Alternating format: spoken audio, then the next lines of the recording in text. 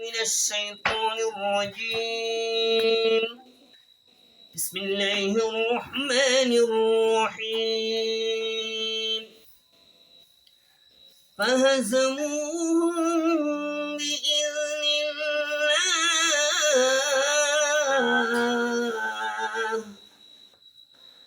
وقتل داود جالوت وآتاه الله الملك والحكمة وعلمه مما يشاء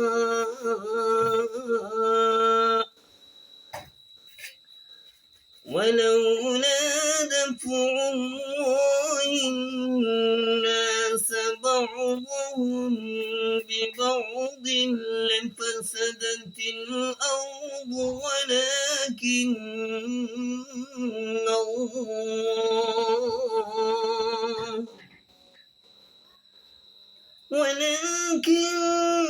الله ذو فضل على العالمين.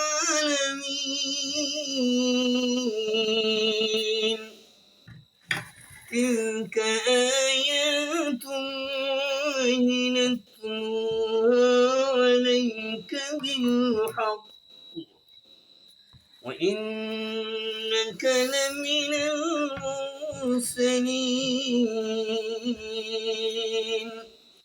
بارك الله لنا ولكم في القرآن العظيم ونفعنا وإياكم بالآيات والذكر الحكيم.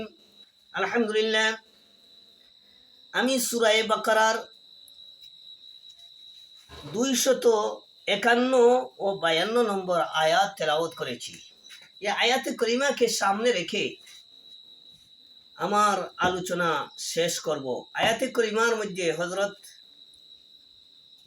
দাউদ জালুতকে হত্যা করেছেন। কিভাবে হত্যাটা করেছেন? হযরত দাউদ আলাইহিস সালাম জলিলুল কদর একজন নবী ছিলেন, আবার বাদশাহও ছিলেন। ওনার জীবনের মধ্যে বহুত বড় বড় ঘটনা আছে। এর মধ্যে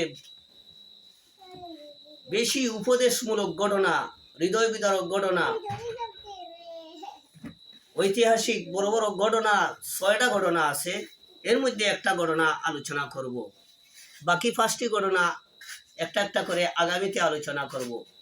ওমা তৌফিক ইল্লা বিল্লাহি আলাইহি তাওয়াক্কালতু ওয়া ইলাইহি উনীব। হযরত দাউদ আলাইহিস সালামের শ্বশুর তালুত ছিলেন বাদশাহ। এই বাদশাহ তালুত হযরত শামুইল আলাইহিস সালামের পরামর্শে চলতেন। হযরত নবী, আল্লাহর নবী হযরত শামুইল আলাইহিস সালামের পরামর্শে চলতেন বাদশাহ তালুত। বাদশাহ তালুত একদিন বিষণ্ণ অবস্থায়, পেরেশান অবস্থায় হযরত শামুইল আলাইহিস সালামের কাছে গেলেন। বললেন, ইয়া নবী আল্লাহ, বাদশাহ জালুত একটা জালিম স্বৈরাচার বাদশাহ। সে যে সন্দুক নিয়েছে, এই সন্দুকটা তো আমরা তার কাছ থেকে আনতে পারতেছি না, এবং জালিম বাদশাহ স্বৈরাচার বাদশাহ জালুতকে আমরা খতমও করতে পারতেছি না। আপনি দোয়া করুন যাতে আমরা কি করতে পারি, বাদশাহ জালুতকে, জালিম বাদশাকে আমরা খতম করতে পারি, পরাজিত করতে পারি। এবং এমন একজন ব্যক্তিকে আপনি আমাদের মধ্যে একজন নির্বাচিত করে দিন যে সামরিক শক্তিতে বেশি শক্তিশালী হবে, বেশি সাহসী হবে, আর জালুত বাদশাকে, জালিম বাদশাহ জালুতকে খতম করতে পারবে।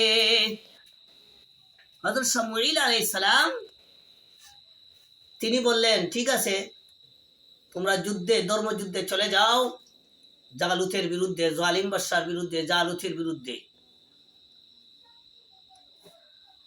আর একটা পোশাক দিলাম তোমার কাছে, এই পোশাকটা যার গার মধ্যে লাগবে সে ওই জালিম বাদশা জালুতকে খতম করতে পারবে। পোশাকটা নিয়ে বাদশা তালুত তার সৈন্যবাহিনী, বনি ইসরাইলের 1,80,000 সৈন্য নিয়ে জালিম বাদশা জালুতের বিরুদ্ধে নেমে গেলেন। যুদ্ধ শুরু হয়ে যাবে। এর আগে প্রস্তুতি নিচ্ছেন আর ঘোষণা করেছেন আজকের যুদ্ধের মধ্যে যে বাদশা জালুতকে খতম করতে পারবে তার কাছে আমার মেয়েকে বিবাহ দিয়ে দিব এবং অর্ধেক বাদশাহী তাকে দিয়ে দিব। এই তালুতের ঘোষণা শুনে 1,80,000 সৈন্যদের মধ্যে অনেক সৈন্য এগিয়ে আসলো বাদশা জালুতকে খতম করে দেওয়ার জন্য। কিন্তু কি করা যায়, এই পোশাকটা তো কারো গায়ে লাগছে না। এভাবে আস্তে আস্তে দাউদও আসলো তালুতের কাছে যে আমি ইনশাআল্লাহ বাদশা জালুতকে খতম করতে পারবো, তার মাথার খুলি উড়িয়ে দিতে পারবো। দাউদকে দেখে অন্যান্য সৈন্যরা অবহেলা করলো, এমনকি দাউদের 2 জন ভাই ছিল খুব বীর পলোয়ান, তারাও অবহেলা করলো। আর বাদশা তালুতকে বলল সে দাবি করছে কি বাদশা জালুতকে খতম করতে পারবে, কিন্তু তার দাবি সঠিক হবে না, কেননা সে তো কোনোদিন যুদ্ধে যায় নাই, যুদ্ধ করে নাই, সে তো পাহাড়ে জঙ্গলে গিয়ে খালি ছাগল ডাকালি করত। তখন তিনি বললেন বাদশা তালুতে তুমি কিভাবে জালুতকে খতম করতে পারবে? তিনি বললেন আমি অনেক বাঘ ভাল্লুককে মেরেছি ছাগলকে রক্ষা করতে গিয়া, এই পাথর দিয়া, এই পাথর আমি রশির মধ্যে বান্ধি আর রশিকে ঘুরাইয়া অনেক বাঘ ভাল্লুককে খতম করেছি। ইনশাল্লাহ এই পাথরগুলা দিয়া আমি বাদশা জালুতকেও খতম করতে পারবো, তার মাথার খুলি উড়িয়ে দিতে পারবো। নিশ্চিত হওয়ার জন্য পোশাকটা দিলেন কয়েকজনের গায়ে, কারো গায়ে লাগলো না, কিন্তু দাউদের গায়ের মধ্যে লেগে গেল। তাহলে তিনি নিশ্চিত হয়ে গেলেন তালুত যে না, দাউদের মাধ্যমেই আমরা জয়ী হইতে পারবো। দাউদ আর আরেকটা পরীক্ষা ছিল তাদের উপর। সামুয়েল আলাইহিস সালাম বলছিলেন যে সামনে একটা নদী আছে, নদীর পানি যেন কেউ পান করে না, উপদেশ দিয়েছিলেন। কিন্তু সেখানে বনি ইসরায়েলে 1,80,000 সৈন্য মধ্যে অধিকাংশ ওরা পানির পিপাসা বেড়ে গেল আর নদীর পানি পান করতে লাগলো।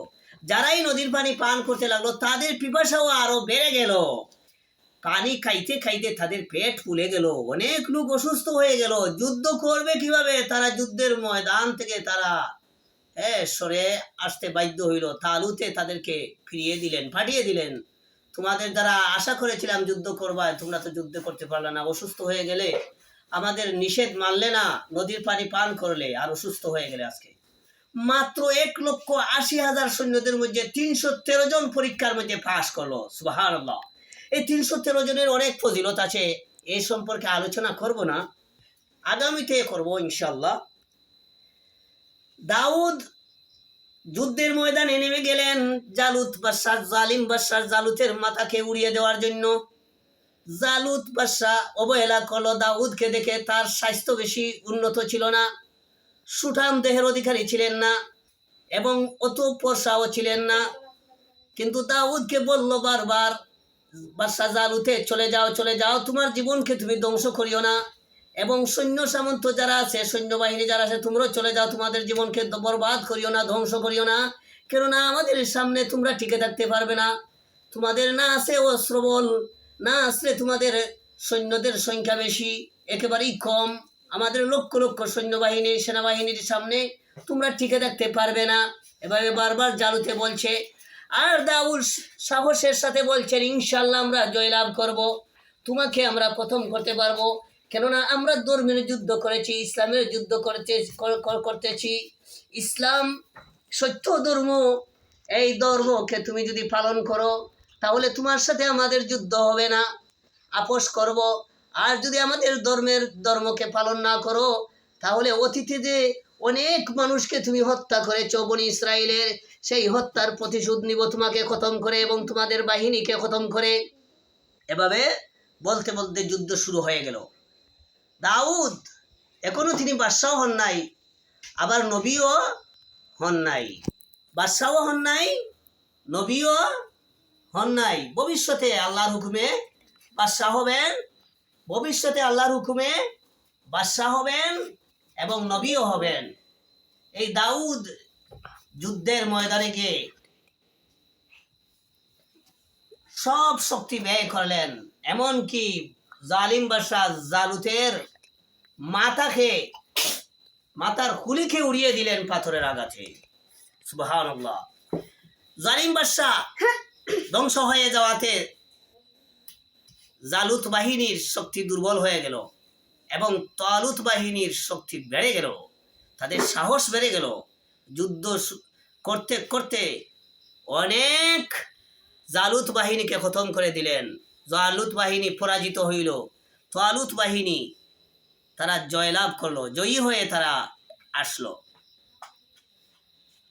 আসার পরে বনি ইসরাইলের লোকে বলল, বাদশাহ তালুত, আপনার ওয়াদা ছিল আপনার মেয়েকে দাউদের কাছে বিবাহ দেওয়ার এবং অর্ধেক বাদশাহী তারকে দেওয়ার, আপনার ওয়াদা পালন করুন।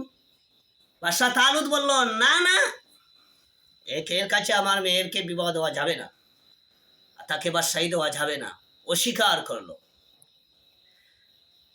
দাউদ সবর করলেন, ধৈর্য ধারণ করলেন, তিনি বিদ্রোহ হয়ে উঠলেন না, তিনি কোনো প্রতিবাদ করলেন না, সবর করলেন এবং তিনি জঙ্গলবাসী হয়ে গেলেন। ওর লোকের সঙ্গী সাথী আরো 70 জন আবেদ ছিল, আবেদও তার সঙ্গী সাথী হয়ে গেল। বিষণ্ণতার সৈনিকেরা ঘুরছে আমার চারিপাশ, দয়া করো নাজাত দাও, দয়া করো বিজয় দাও, নাজাতের আশ্বাস। দাউদ তিনি চলে গেলেন, কারোর সামনে তালুতের মোকাবেলা করলেন না, বিদ্রোহ হইলেন না, সবর করে তিনি পাহাড়ের গাঠিতে আল্লাহর ইবাদত করতে লাগলেন। পাহাড়ের জঙ্গলে গিয়ে একদিন পরামর্শের মধ্যে বসলো তালুত, বলল, দাউদ তো চলে গেছে, কিন্তু সে তো একদিন আমাদের সামনে আমাদের বিদ্রোহ হবে, আমাদের মোকাবেলা করবে, কেননা তার কাছে তো আমার মেয়েকে বিবাহ দেই নাই এবং অর্ধেক বাদশাহী দেওয়ার কথা ছিল, দেই নাই, এখন কি করা যায়? সৈনিকরা 2 ভাগ হয়ে গেল। এক ভাগ বলল, তাকে অবশ্যই খতম করতে হবে, খতম না করলে সে একদিন শক্তিশালী হয়ে আপনার রাজত্বকে ধ্বংস করবে। আরেক ভাগ বলল, না, নিমখারামি করা চলে না আপনার, এই দাউদের মাধ্যমে আমরা শক্তিশালী হয়েছি, বাদশাহ জালুতকে সে খতম করেছে, কাজেই আপনার ওয়াদা পালন করুন, আপনার মেয়েকে দাউদের কাছে বিবাহ দিয়ে দিন এবং অর্ধেক বাদশাহী তাকে দিয়ে দিন। কিন্তু বাদশাহ তালুত মানল না। এমনকি তারা পাহাড়ের গাঠিতে ছিল, আল্লাহর ইবাদত বন্দী করতো গোপনে, তার সহ্য হইল না তালুতের, তাদের উপরে আক্রমণ করলো, আক্রমণ করিয়া অনেক আবিদকে 70 জন আবিদকে খতম করে দিল। কিন্তু আল্লাহর হুকুম যেটা হইবার হইল, দাউদকে খতম করতে পারলো না। এদিকে তালুতের বিরুদ্ধে জালুত বাদশাহদের বাহিনী ছিল, জালুত যদিও দুনিয়া থেকে চলে গেছে, খতম হয়ে গেছে। জালুত বাহিনী আবার তালুতের উপর আক্রমণ শুরু করে দিল, আক্রমণ শুরু করে দিয়ে এই তালুতকে তারা খতম করে দিল, তালুতকে তারা হত্যা করে ফেললো। বনি ইসরাইল চিন্তার মধ্যে পড়ে গেল, হায় হায়, দাউদ যদি থাকতো তাহলে আজকে দাউদের বাহিনী জালুতের বাহিনী আজকে আমাদেরকে খতম করতো না। তালুত বাদশাকে মেরে ফেলছে, আর বাদশাও কি করলো, অন্যায় করলো, কেন তার মেয়েকে দাউদের কাছে বিবাহ দিল না এবং অর্ধেক বাদশাহী তার নামে লিখে দিল না। তারা তালাশ করে করে দাউদকে তারা তালাশ করে আনলো, আইনিয়া বলল, আপনি আমাদের নেতা, আপনি হবেন এখন আমাদের বাদশাহ। বাদশাহ তালুত তো দুনিয়াতে নাই, এখন আপনি হবেন আমাদের বাদশাহ, আর আপনার কাছে আমরা তালুতের মেয়েকে বিবাহ দিব। বিবাহ দেওয়া হইল এবং তাকে বাদশাহ বানানি হইল, তিনি জয়লাভ করলেন বিভিন্ন জায়গাতে। এই হলো একটা উল্লেখযোগ্য ঘটনা। আরও বাকি 5টা ঘটনা আছে, বড় বড় ঘটনা, আগামীতে বলবো ইনশাআল্লাহ। আল্লাহ পাক রব্বুল আলামিন আপনাদেরকে আমাদেরকে সবাইকে অতীতের নবী রাসূলদের ইতিহাস থেকে উপদেশ নিয়ে আল্লাহর খাঁটি গোলাম বনার তৌফিক দান করুক। আখিরু দাওয়ানা আনিল হামদুলিল্লাহি রাব্বিল আলামিন।